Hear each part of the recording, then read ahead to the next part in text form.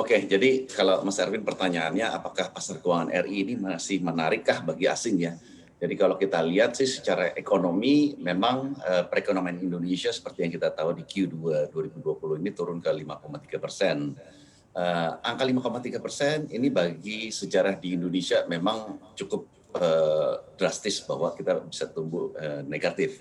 Tapi kalau kita bandingkan dengan negara lain, kita nih masih cukup lebih baik bila dibandingkan misalnya dengan Malaysia dan Singapura yang turunnya mungkin double digit dari sisi pertumbuhan ekonomi. Nah, kalau dari sisi pasar obligasi, kondisi saat ini sebenarnya masih cukup atraktif.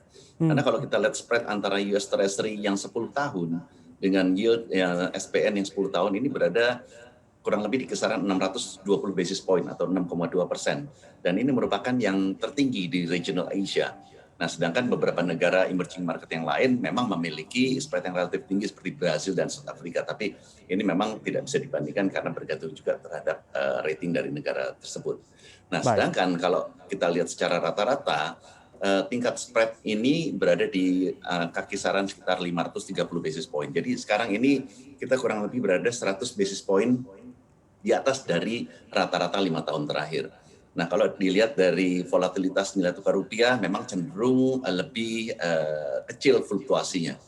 Nah, kalau dilihat dari pasar saham, investor asing ini masih cenderung menghindari, memang masih cenderung menghindari kelas aset emerging market, dan ini Hmm, masih bisa kelihatan. Terutama setelah kemarin itu juga keluar data ekonomi di Amerika yang cukup baik, di mana mereka ISM-nya atau supply manufacturing-nya juga cukup bagus. Kemudian juga initial jobless claim-nya atau tingkat penganggurannya juga mulai menurun. Tapi kalau kita lihat, memang secara valuasi pasar saham Indonesia ini dibandingkan misalnya dengan S&P 500, pasar saham kita IHSG ini diperdagangkan pada kisaran 14,3 kali price to earning ratio. Tapi kalau S&P 500 pada saat yang sekarang memang di kisaran sekitar 21 kali. Jadi comparing antara kita dengan developed market seperti US, kita memang masih di level yang cukup atraktif. baik. Nah, jadi menurut pandangan Anda dari spread yield ini obligasi kita bagaimanapun masih atraktif. Pandangan dari Mandiri Manajemen Investasi ketika kemarin menjadi headline juga Pak mengenai asing yang mulai meninggalkan SBN tenor 10 tahun kita seperti apa? Angkanya masihkah secure atau juga bisa dikatakan mulai alarming ini karena banyak sekali hal yang bikin global investor cautious ke keadaan dan kondisi makroekonomi dan kebijakan-kebijakan di Indonesia. Iya betul, bahwa kalau kita lihat memang beberapa minggu belakangan atau juga dari year to date sebenarnya foreign outflow ini cukup besar.